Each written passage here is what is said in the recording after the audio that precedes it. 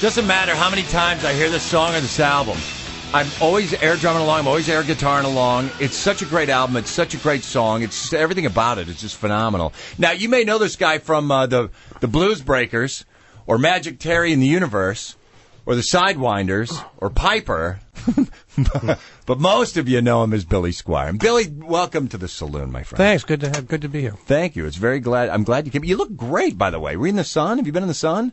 I'm in the sun a lot. Are you? Actually, but not on a beach necessarily, but I do a lot of in the field work when I'm in town for the conservancy, Central Park Conservancy. Okay. I've got like 20 acres that I look after. Okay. So I'm out there and I take care of my own property. I've come to prefer the company of nature to a lot of people I know. Sure. You know, so present company excluded. Well, Because you guys have been great. Well, so far you've been great. So far everything's so far everything's okay. But so I just get a lot of natural sun all year long, and that's kind of what keeps me sort of well preserved. How did you get into that? Now, and why the conservancy? Well, I live in Central Park West, so I kind of ended up taking care of my front yard. Okay. And a little more. There you go. You know, it's kind of a long story, but I fell into gardening because I bought a house out in Long Island about over 20 years ago. Okay. And just as like a weekend place, as a beach hang, you know. And it was a really nice house, little house, which I thought, I didn't need much. And it had a terrible property. So I said, I'll fix it up sometime. Right. And in 3 years later, I was a landscape maniac. And so then I would be walking through the park because I have, doing what I do, you don't, you don't have to be on time. You have a schedule, yeah. Yeah, you have time, so you can walk a lot. So I'd be coming back from Midtown, I'd walk through the park. And I noticed that, the Conservancy's done an amazing job with the park since they took over in 1981. But they're always understaffed. It's on a shoestring budget to an extent. It's very totally dependent on private contributions. Okay. So all you New Yorkers who enjoy the park rely on contributions, please. By all means, donate. And I don't get any of it. So that'd be a great scam if you did, though. Well, we're not going to go there. I know. But I noticed that one thing that I really like to do is I'm very involved with the architecture of plants and trees. I look at them and I try to envision how they can best go together and how they can coexist with each other, which is really a glorified way of saying pruning. Okay. But it can be pruning at 25 feet. It can be pruning at 3 feet. It covers a lot of ground. Sure. And so I went to them. And I said, I love to do this. And they don't have anybody doing it because they don't have anyone who has enough time. They know how to. But they can't spend 3 hours pruning a tree, which I can do as a volunteer. Yeah. So I went to them and I took them pictures of my house. Okay. And I said, this is what I do. This is what you do. And this is what I want to do for you. And it led to that. Okay. So now I have this great position. It's kind of like as an unpaid member of the staff. And I go and I work my own hours. I'm not on a schedule. Okay. They know that I know kind of what to do. And so sometimes they'll ask me to do something special. If the chief horticulturist has a particular thing he wants, he'll send me to. But otherwise, I just poke around. I go back and forth up and down, this area by the lake up on the west side. Okay. And I just keep working on it. And, wow. And I've been doing it for 12 or 13 years. That's awesome. Good for you. And it's an incredible privilege. I mean, it's one of the reasons I stay in New York. To be honest, it's an amazing opportunity. Well, it's a great $1 yard that you're in. Yeah, I mean, how many chances are you going to get to work? Yeah, and land in Central Park. When will you ever afford land? Right, that? That's ridiculous. And it is out.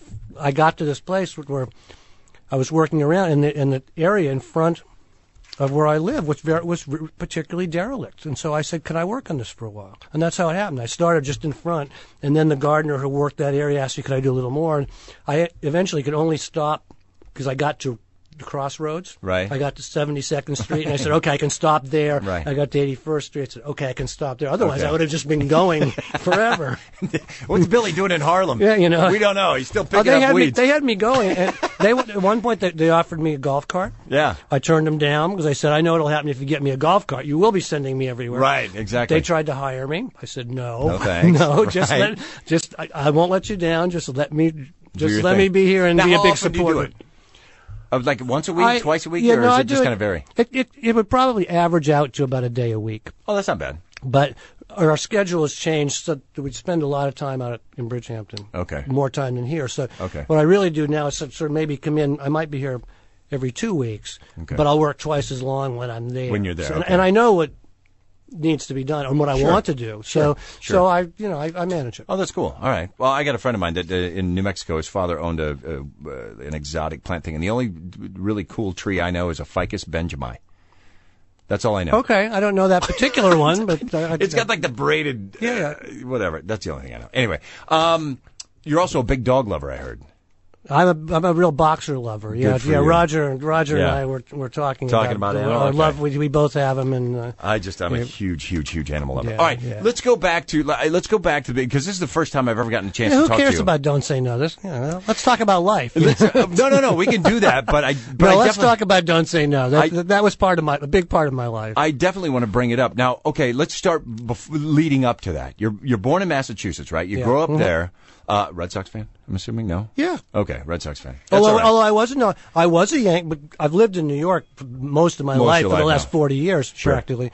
And at that time became a great admirer and a Yankees fan. Okay. And then now we're going to get away from Don't Say No, but it's okay. No, because this is a good story. Okay, let's hear it. Well, it won't be good for Yankees fans, but we all know the Red Sox beat the Yankees a few years ago and won the World Series.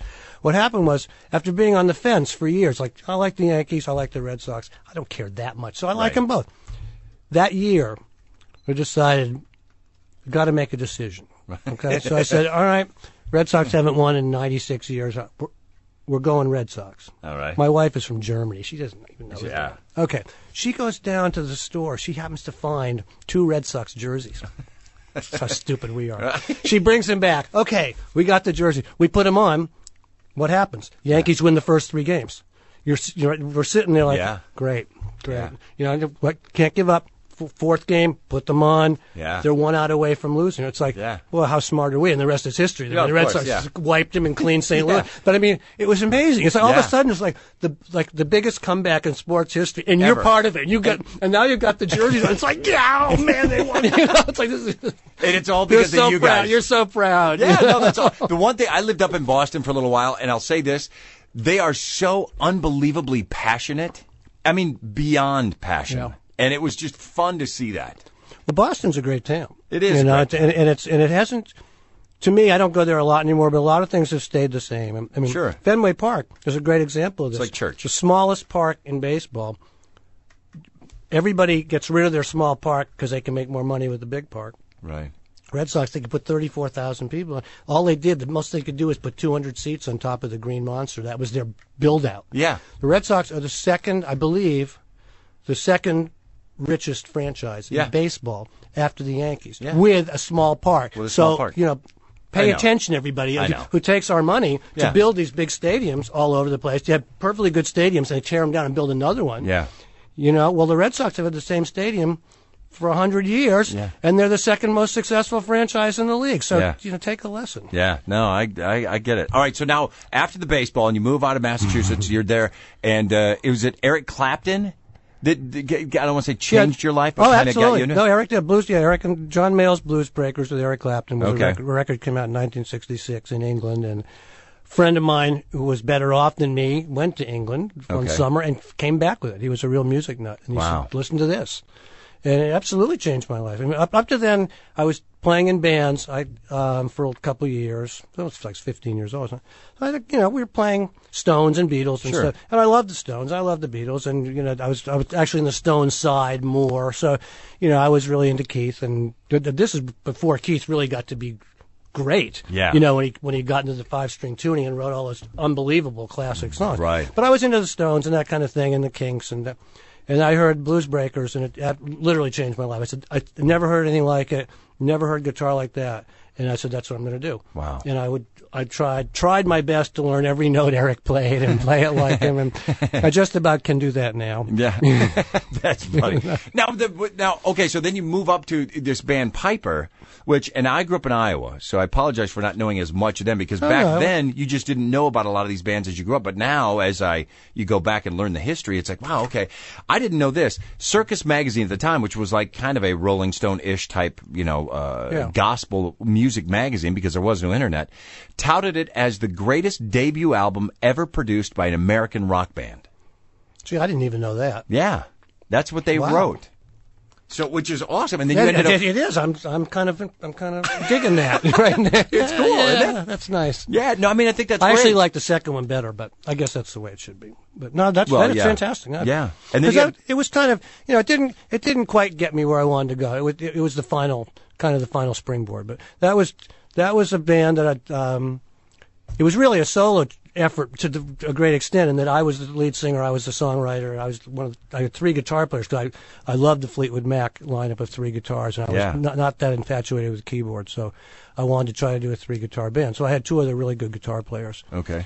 But it was getting there, but it wasn't quite there, and I realized after the second record that the other guys were getting a little bit antsy, that they wanted to do a little more, and yet, to be honest, in all due respect to them, I didn't think that they were quite there. I thought that I knew a little bit more about what I wanted to do. Right. So I didn't feel like I could keep the band together and make them happy and make myself happy. Okay. So that's when I decided, well, I never wanted to be a solo artist. I like being in a band thing, is a gang. You got safety in numbers and all. Great way to put it. So I didn't want to do that, but I realized, I said, well, that's what I got to do. Yeah. So that's what happened. And now Bruce was in the band too, right? Bruce Kulick? No, Bruce Kulick. Or no? Bruce Kulick played on the first Billy Squier solo solo record at the time. Yeah. Which was Tail of the Tape. Okay. And Bruce was the other guitar player on that. Now at the time, then, when and his brother Bob Kulick, who's a very good guitar player, played on my demo for Capitol. Wow. So you're tied in with those guys. And then he goes on to Kiss, and you end up playing with Kiss, or opened with them. Oh, yeah. I mean, early I did on. that before. Yeah, I mean, that was in Piper.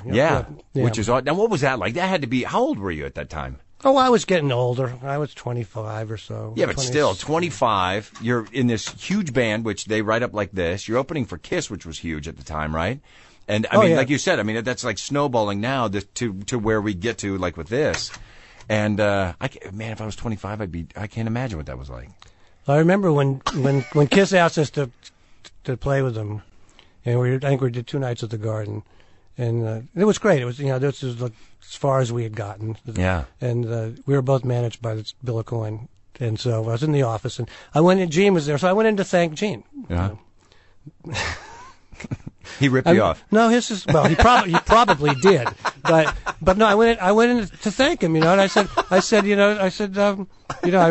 want to thank you for having us on the tour, and he said, I'm not doing it for you, I'm doing it for us. Exactly. And he was honest, but I mean, that was a great compliment, but I mean, just dry like that. It wasn't a joke. I'm not doing it for you. I'm doing it for us. I'm doing it for us. Yeah, I'm here to make money. That's what it's all about, and that's whatever. All right, so then Gene he's a very honest guy. I really respect him. I like that too, because you know where you stand. You don't have to like him, but you got to respect him. And sometimes that's more important. No gray area with Gene. Tail of the Tape then came out in 1980. That did good, and then you go on to do this album, Don't Say No. And you talked to was it Brian May to maybe produce this at the time? I think that really... Was that right? Am I right? I think... Well, you're close, and my memory's not good. I think... Well, I'm an idiot, so I think that what happened was Brian was going to produce Tail of the Tape. Oh, okay. I think. Okay. I mean, we were definitely talking about it. And then he couldn't do it because Queen was taking longer to make the game. Okay. So I think this is what happened. And then the game came out. Okay. And that was when they started using this German engineer producer named Mac. Okay. Who used to work with George Moroder, and for rock fans did all the ELO records with Jeff Lynne, which I think are some of the great sounding records. So I heard Queen, who I'd listened to forever. We'd been friends, and I love their stuff. And I heard the sonic change. I knew what Mac had done. I heard the game. I knew what happened before, and I said, "That's my guy." Okay, I got to do this. So I called Mac. Oh, okay. But Brian was going to do it, and Brian in that way indirectly got me to Mac. Okay. Okay. All right, that makes sense. There's actually a song in the game where it's called Dragon Attack, and one of the verses that Brian wrote it, and it's a big guitar song, and he says, "I'm going to use my stack. It's got to be Mac." Oh, cool. And Mac made him. I mean, Brian has one of the most amazing, maybe the most individualistic guitar sound in rock. Yeah. But Mac made him sound even better. When the game came out, it was like Brian went up another level. It was just fantastic. Yeah, that's. I mean, I know that with like Mutt Lange, where he ended up doing that. Yeah, All of a sudden he starts working with these guys, and you're just like through the roof with some of the stuff. Mutt did revolutionary things like that too. Big time. Well, this album is, speaking of revolutionary, there's so many artists, there's so many band members, and I've had people come up and they'll ask me because of what I do, how do I get signed? How do I get? I mean, this is of course years ago, and I'm like, well, you got to write a great song. Number one, and number two, you got to have people want to come see you. That in itself is tough. This entire there's not a bad song on this whole album. Most of them were hits, and the whole album now has sold millions of copies. And you know, it's a iconic album. Don't say no. Well, you know, I was lucky because I grew up in an era when people made great albums. Yeah. You know, if you got a Beatles album, it wasn't two good songs. You got a Stones, right? And so that was my benchmark. You know, and I wanted to make great albums. Yeah. So, I mean, not to say that you just want to do it so you do it, but it's by design that Don't Say No is the way it is. I mean, it was intended to be that you play it from start to finish. It's not a concept album, but you're not supposed to take the needle off. Right. And flip it you're over and keep supposed going. to play it. Just play it. Well, there's more. And I think that worked. It seems, you know, if history is any indicator, that it worked that way. It definitely works. People do think of it as an album. Here's what I find from it is whatever song comes on, it elicits an amazing emotion of some sort, depending on the song. You can be in a bar and put on, because I want to play this. I want to play 2 Days Gone, because that's one of my favorites from this album. Yeah. But I mean, any of these, My Kind of Lover, The Stroke, In the Dark, Lonely as the Night, which we just played a little earlier. I Need You. I mean, there's just every one of those. It brings out a different emotion for different reasons. So anyway, I'm thrilled. There's a problem. I got to tell you that. As I went on in my career and was doing more records, it would get harder to go out on the road because I'd be doing set lists. Yeah. You know, and you want to do new stuff, and of course. And okay, well, I don't have to do everything that people want. I can cut out some, but you know, I'd always have to do like 5 songs of Don't Say No. I mean, I couldn't. Maybe 4. Maybe I could. You know, I could cut it, but I couldn't. I'd always have to do a big. And it wasn't that I didn't like it, but I wanted to do more stuff. Of course. I got to do Lonely as the Night. I got to do Stroke. I can't not. Yeah, you I'll can't be killed. I have to do it. I can you imagine Billy Squier. You pay this money, you go see him, and he doesn't do the Stroke. I'm like, what is this? Well, I mean, later on, I would at the time I would leave something out. I mean, I might leave one out. You know, right? You know, I mean, I could get away with that back then, but I couldn't get away with too much. You know, when I played with Ringo, you know, and I would do a couple of songs a night. You know, couldn't do it. I couldn't do them all. So you know, you do a couple, and then people go, "Why didn't you do In the Dark?" Well, I don't have time. But then But I left the you next wanting time more. I'd do something else. Right. Well, I want to ask you about that. There's plenty more on that. I want to ask you more about this album and MTV and stuff you're up to now and the whole bit. So you can stick around for a little bit, right? Yes, I can. Billy Squier in the studio. We'll be back after this. Hold on. Hi, this is Chris Squier from Yes, and VH-1 Classic Rock Nights will return after this. What do you want from me from Don't Say No? That's Billy Squier. I just had to make sure that I was at the end there. I didn't want to overdo it here. Yeah. I know nothing about a guitar, but it was fun. You would stomp on a nice little production trick. I know. I didn't want to do that. I'm sorry. You didn't. You were good. It's okay. All right, good. You can play it again another time. Not now. I want to keep talking to you. The cover of the album is, and I want to get into the imagery now of back in the day. Like when I was growing up and you'd buy an album, you'd stare at the album cover forever. You learned everything about it. You learned what was going on. You knew that, you know, all this stuff. We had a photographer, Mick Rock, come in. Yeah. And was explaining. Known Mick for a long time. Okay, yeah. I mean, he's nuts, and I love him. He's a great photographer. Yeah, he's a great photographer, and he's great nuts. And I say that affectionately because I love the guy. He's been in a couple times, and he's got some great stories. The cover of this album, Don't Say No, was it something that was... Like I know with Ozzy, and talking with Ozzy, one of the Black Sabbath albums, they're like, well, let's just stand here. We'll go into He was talking? Yeah. He grabbed Wow. He goes, we went into this like costume shop, and they just put on some stuff, snapped it quick, and then next thing you know, that's an iconic Black Sabbath album cover. Was this thought out, or was it something God, this was a nightmare. Was it really? You're asking all the right questions. Okay. No, we had the record done, and we didn't have a cover that, you know, we were working on covers, but, you know, the record company didn't like. I don't know if we started doing it or I didn't like what they were doing, but we were having trouble with the covers. Okay. And the record is coming out, and they presented. They had the last thing they came up with was a guy there had a picture, a painting of Dracula on the balcony of the Continental Hyatt House, the Riot House in Sunset Strip. Okay. And they wanted that to be the cover. And it was like, and it's coming out, so this is like, they're saying, you got to have a cover. This is the truth. Like they said, in 2 days, if you don't come up with something better, this is what it's going to be. Okay. And I came back to New York. No, and this happened. Yeah. I got this photographer, and it was not, it wasn't so much that it's not a concept, but it was like, we got to get a great photo of me.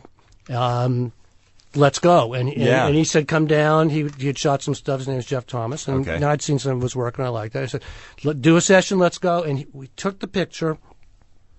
And then I don't know if we were looking at stuff, but either he or I came up with the idea of let's hand color it. Let's give it, Yeah. So he had the photo, and he stayed up all night, and he hand colored the photo. Okay.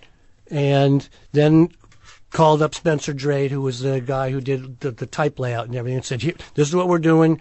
Can you give me a good typeface for this? Yeah. And he came in, and we literally did it in a day. Wow. And shipped it to the tower in Los Angeles Wow. at the deadline. They got it the morning they were going to go with the other thing, and that was it. Okay. No, it's a really good cover. But it was like I said, it was a nightmare. They were gonna ruin me right from the beginning. They were out to get me.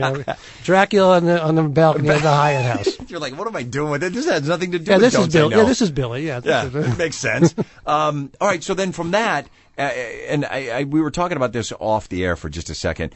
When Vince Neil was in, he was talking about timing. And he had mentioned that with at the time, Don't Say No, when it came out, this little thing called MTV had just got started, and the videos and whatnot, and it pushed a lot of bands to new heights. It discovered bands, it broke bands, it did stuff like that.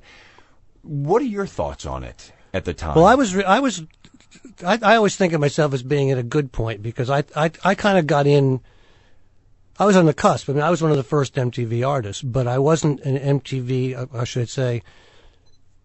What I did wasn't focused around MTV. It was too early for MTV. So when I was out, they were looking for content. So, I was one of the people that they came to and said, we want to play your videos. So, for Don't Say No, we went out, I was touring in England, and we went on to a lot, a movie lot, and shot 3 live, we did In the Dark and My Kind of Lover and The Struggle. And just stood up on the stage and did it. Kind and of it was done. stuff, and they put it up. There was no, it wasn't any, one of these wannabe film director guys right. who comes like in Aha or something. and writes up a storyboard, and all of a sudden you're riding on a white horse to a diner or something. And you're acting. That's weird. Yeah, so for me it was really, I think it was more like what you could say was an advertisement for the band and the music. The focus was not on what does he look like or what is the cool story. It was just like, here's the music, here's what's happening. And, and Don't Say No was a big record. So it worked fine. Sure. I've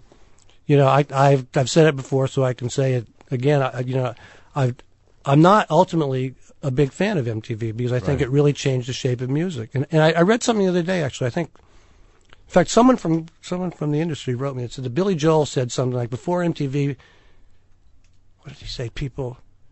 Music said, listen to me. After MTV, music said, look at me. Look at me. And it's like that, And so it took away the magic.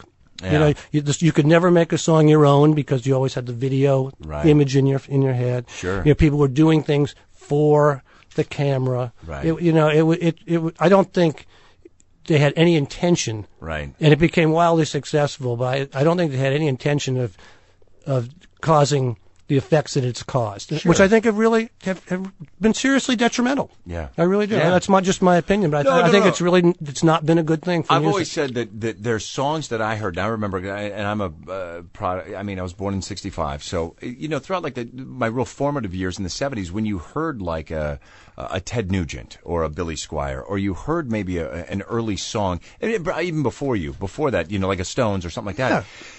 You knew, I know where I was. I know what I was doing. Yeah. I know the smells. I know everything around that song. It's part of your life. It's like you said, it's my song. It's part of your life. But then if you were to say, like right now, if you say Michael Jackson Beat It, you picture the light up sidewalk. Like I don't know where I was when I first heard the song. No, you just remember the video. Remember the video, exactly. So I know exactly what you're talking about. But all right. So now with this, how much has this album Wait a minute. I was going to jump to something else too. No, Too late. Sorry. I know there's a million. I have like a million questions for it, but there's another thing that you did, and this is something before I forgot about it. Fast Times at Ridgemont High. Uh-huh. You did the song on that. I did. What a great movie that was. Yeah, that was fun. And you were a part of that. And the same thing there too, I think.